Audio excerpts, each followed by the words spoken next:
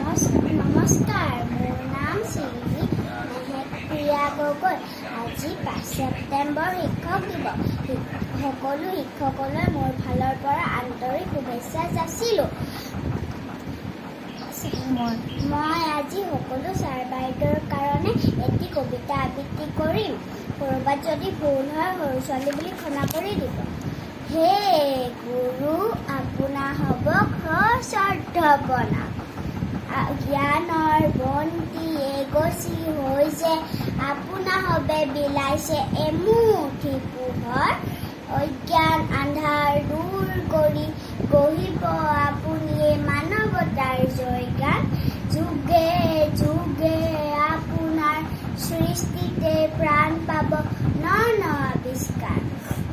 হে গুৰু, প্ৰণামো আপোনাক, কি নামেৰে পুজিম আপোনাক।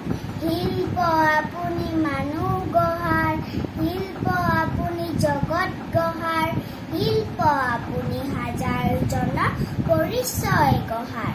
হে গুৰু, আপোনাৰ চৰণত নিবেদিছোঁ শত কোটি প্ৰণাম। নমস্কাৰ।